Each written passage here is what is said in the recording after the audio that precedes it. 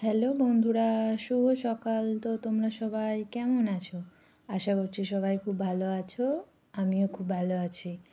তো আবারও চলে এসেছি একটা নতুন ব্লগ নিয়ে। তো সকাল সকাল উঠে পড়েছি, দেখতেই পাচ্ছ ফুল গাছগুলোয় বেশি ফুল হয়নি। একটা জবা, দুটো টগর আর কতগুলো শিউলি ফুল। তো সকাল সকাল উঠেই রান্নাবান্না তোড়জোড় শুরু করে দিয়েছি। তোমারও কারণ হাজব্যান্ড অফিসে যাবে, তো তার জন্য বেশি কিছু না, ওই একটু ভাত ঝোল, মানে মাছের নয়, নর্মাল ঝোল আর কি, আর টমেটোমের চাটনি, একটা ডিম সেদ্ধ, এইসবই ছিল। তো তার মাঝে আমি আর মা একটু হরলিক্স খেয়ে নিয়েছি, হরলিক্স আর বিস্কুট। তো সেটাই তোমাদের দেখালাম। এদিকেও খেয়ে বেরোবে বলে তাড়াতাড়ি করে নিচ্ছি। তো ওর খাওয়া দাওয়া কমপ্লিট করে রেডি হয়েও বেরিয়ে যাচ্ছে কাজের যাওয়ার জন্য। তো বেরিয়ে যাওয়ার পর কাজ তো থই থই করছে চারিদিকে, কারণ সকালে উঠে কিছুই করিনি, রান্নাঘরেই আগে চলে এসেছি। তো এসে দেখি মা বাইরে হাঁটছে। তো ভাবলাম যে চলো মায়ের ঘরটা, মানে বিছানাটা ঠিক করে দিই, গুছিয়ে দিই। তো সেটাই করছি তাড়াতাড়ি করে। চাদরটা মানে তাড়াতাড়ি করে পেতে নিচ্ছিলাম, জানো তো। বিয়ের আগে আমাদের ও বাড়িতে, তখনও আমি বেডশিট এই সবগুলো করতাম, ঘরের কাজ। তো এই বেডশিট পাতাটা একটা আমার খুব ভালো লাগে। কি সুন্দর লাগে না বেডটা, খুবই ভালো লাগে। তো টান টান করে পাতা থাকবে, কারণ এটাই তো মেন একটা ঘরের আকর্ষণ, তো বলতে পারো একটা খাট, বিছানাটাই। সেটা যদি সুন্দর না থাকে তাহলে তো ঘরের একটা সৌন্দর্য, সেই জিনিসটাই আসে না। তো একটা সুন্দর বেডশিট পাতা থাকবে তো একটা আলাদাই ব্যাপার। তো সেটা কমপ্লিট করেই দেখো কি সুন্দর লাগছে না, ঘরে রোদ পড়ছে। তো সেটা করার পর চলে এসেছি ছাদে। কিছু জামা কাপড় ছিল, ওদিকে মা কিছু মায়ের শাড়ি টাড়িগুলো ধুয়ে রেখেছিল, আর এদিকে আমি আরও টুকটাক যেগুলো ছিল তো সেগুলো কেচে নিয়েছি, নিয়ে ছাদে মেলতে চলে এসেছি। জানো তো, হাজব্যান্ড কাজে বেরিয়ে যাওয়ার পর একটু রিল্যাক্স লাগে, চলো ও তো বেরিয়ে গেছে, এবার সব কাজগুলো একটু আস্তে আস্তে হবে। তো তাও অনেক কাজ পড়ে আছে, সকালে ওঠা। তো মেন হচ্ছে আমাদের রান্নাটা, তাই না? তো রান্নাটা যদি আগে হয়ে যায় তো সব কাজগুলো মোটামুটি আস্তে আস্তে করাই যায়, কোনো ব্যাপারই না। তো তো ঘরে এসে দেখি ঠিক এরকম পজিশান আমার ঘরের। কারণ কি, আগের দিন বেরিয়েছিলাম, তো তোমরা দেখেছো আগের ভিডিওতে আমার, যে মেলায় গেছি। তো তার জন্য তো একটু তো রেডি হয়েছিলাম, শাড়ি টাড়ি পরেছিলাম, একটু তো সাজগোজ তো দরকারই। তো তার জন্য দেখলে তো ড্রেসিং টেবিলটা একবারে উপুর হয়ে আছে, আমার দিকে তাকিয়ে আছে। আমরা মেয়েরা কোথাও একটা বেরোলে না, ঘর দৌড়ে ঠিক এরকমই অবস্থা হয়। সেটা তোমাদের ক্ষেত্রেও নিশ্চয়ই হয়, কারণ আমাদের তো একটা জিনিসে পোষায় না, এটা পরে ভালো লাগছে না, সেটা পরে ভালো লাগছে না। তো এই জিনিসটা থেকে তো মেয়েদের কোনো দিনই জায়গাটা থেকে সরাতে পারবে না। তো একটু তো ওলট পালট জিনিস হবেই। আর এমনিও এমনিও জানো তো, আমি অতটা সাজগোজ পছন্দ করি না, বাট যখন কিছু একটা ওকেশান হবে, জানোই তো, বাঙালিদের 12 মাসে 13 পার্বণ, এই টুকটাক তো আমাদের বাঙালিদের লেগেই আছে। তো তখন তো একটু সাজগোজ, একটুখানি মানে নতুন শাড়ি টাড়ি বলো, এগুলো তো একটু তো ভালো লাগবেই, তাই না? এমনি সময় ঠিক আছে যে চলো ভালো লাগছে না, বাট সবাই যখন সাজছে আমাকে তো একটু তো সাজতে হবেই। তো মেলাতে একটু গেছিলাম, তো খুবই ভালো লাগলো মেলাতে গিয়ে। তো তার পরের দিন যে ওই উপুর হওয়া ড্রেসিং টেবিলটা, ওটা কোনো ব্যাপারই না। তাদের জায়গায়, তাদের যথাযথ স্থানে তাদেরকে আমি গুছিয়ে একদম পরিপাটিভাবে রাখবো। তো চলো সেই কাজেই লেগে পড়েছি। ঠিক এরকম অবস্থা ছিল আমার ড্রেসিং টেবিলটা, দেখতে পাচ্ছ। ওখানটা তো তাও গোছানো, এই যে বাইরেটা, ব্যাগ ট্যাগ এটা সেটাতে ভর্তি হয়ে আছে। তো মেলায় গিয়ে কিনেছিলাম এই হারটা, আর এই অক্সিডাইজের আংটি, আর এই ক্লিপটা। তো আরও টুকটাকি কিছু কিনেছিলাম, তো সেগুলো সাংসারিক জিনিস বলতে পারো। একটা ট্রে কিনেছিলাম, একটা যে কড়া ঢাকা চাপা দিচ্ছি দেখবে তোমরা, তো সেটাও কিনেছি। আর মা এদিকে একটা হার আর একটা আংটি কিনেছিল। তো এই ছিল মোটামুটি একটা আমাদের মেলায় ঘুরতে যাওয়ার এই টুকটাকি কেনাকাটা বলতে পারো। তো সেগুলো তোমাদের তো সবটা দেখাতে পারলাম না, বাট আমার যেটা কিনেছি সেটা তোমাদের দেখালাম। তো ড্রেসিং টেবিলটা গোছানোর পর দেখছি একটুখানি মানে একটু ধুলো ধুলো লাগছে, তো একটু সব কিছু ঝেড়ে নিচ্ছিলাম। মানে যা টুকটাক সাজানো গোছানো আছে আমার ড্রেসিং টেবিলের ওপরে সেগুলো একটু পরিষ্কার পরিচ্ছন্ন করে নিলাম। দেখবে ঘরটা যত তুমি পরিষ্কার পরিচ্ছন্ন রাখবে তত কিন্তু দেখতে সুন্দর লাগবে। দিনের শেষে এই শান্তির তোমার জায়গা বলতে পারো এই আমাদের এই ছোট্ট ঘরটাই, তাই না?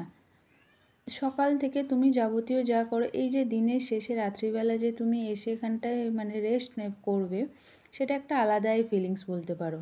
তো নিজের বেডরুমটাকে যতই গোছানো রাখবে ততই দেখতে ভালো লাগবে। তো এই যে দেখলে হরলিক্স এসছে, তারপর তেল, আটা, এগুলো হাজব্যান্ড অর্ডার করেছিল তো বাড়িতে দিয়ে গেছে, তো সেগুলো একটু গুছিয়ে রাখলাম।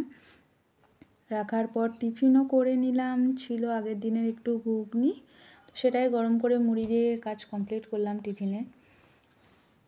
সেটা করার পর ঘরটা মানে ঘরটা ঝাঁট দিয়ে মুছে টুছে কমপ্লিট করে চলে গেছি স্নান করতে। স্নানটা সেরে নিলাম, কারণ কি আজকে বৃহস্পতিবার, তাড়াতাড়ি করে স্নানটা সেরে চলে গেছি ঠাকুর ঘরে। তো ঠাকুর ঘরে গিয়ে যতটা আমি মানে করেছি, মানে মা তো আসছিলোই, মা স্নান করে আসছিলো, তো আমি যতটা গোছগাছ করার করে দিয়েছিলাম, তারপর মা এসে পুজো করেছে। দেখতে পাচ্ছ কত সুন্দর লাগছে? এই জায়গাটায় এলে না একটা আলাদাই শান্তি লাগে বলতে পারো, কত সুন্দর মানে সাজানো গোছানো। আর বৃহস্পতিবার তো মানে একটা আলাদাই ব্যাপার, মা লক্ষ্মীর বার। তো সেই সব কমপ্লিট করার পর আমরা খাবার দাবারে এসে গেছি। খাবার দাবারে ছিল তোমার ওই নর্মাল ঝোল ছিল, ডিম সেদ্ধ, চাটনি আর একটু মাছের তেল মানে ভাজা, ওটাই ব্যাস। এটাই ছিল আমাদের লাঞ্চের মেনু। তো মা বললো সেদ্ধ মা খাবে না, মা আর বাবা, তো বাবাকে ডিম ভেজে দিয়েছি, ওই মায়েরা তো ডিম ভাজাই খেয়েছে আর আমি ডিম সেদ্ধটা দিয়ে খেয়েছি। তো সেটা কমপ্লিট করার পর ছাদে এসে জামা কাপড়গুলো তুললাম জানো তো।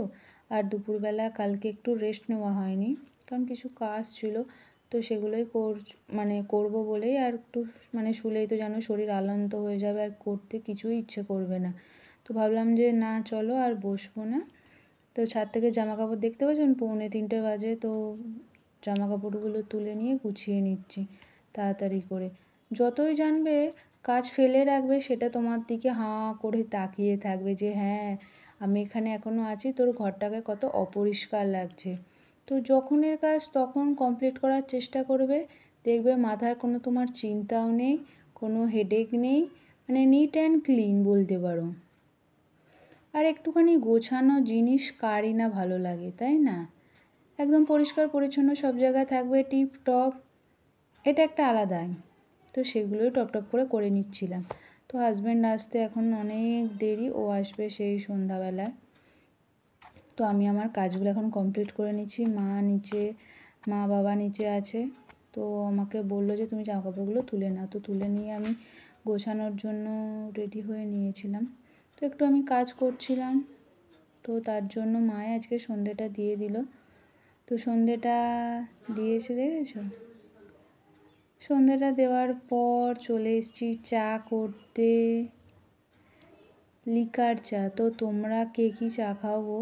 আমার তো লিকার চাটাই এখন ভালো লাগছে। তো বিয়ের আগে জানো তো লিকার চাটা আমি একদমই খেতাম না বলতে পারো, দুধ চা ফেভারিট ছিল। তো এখন এখানে দেখছি না, লিকার চাটাই ঠিক আছে শরীরের জন্য, স্বাস্থ্যের জন্য বলতে পারো। দুধ চা খাওয়াটা একদমই ভালো না এখন, কিন্তু তাও মাঝে মধ্যে চলে যায়, কী আর করা যাবে। তো আমি আর মা বাড়িতে এখন আছি, তো আমি আর মায়ের জন্যই, দুজনার জন্যই চা করে নিলাম। এখন আমরা দুজনা মিলে চা খাবো, টিভি দেখবো। তো এটাই করে আমাদের সন্ধ্যেটা মোটামুটি কাটলো।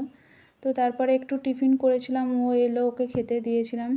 তো অতটা আর কিছু দেখানো হয়নি, একবারে চলে এসেছি তোমাদের কাছে রাতের ডিনারে বলতে পারো।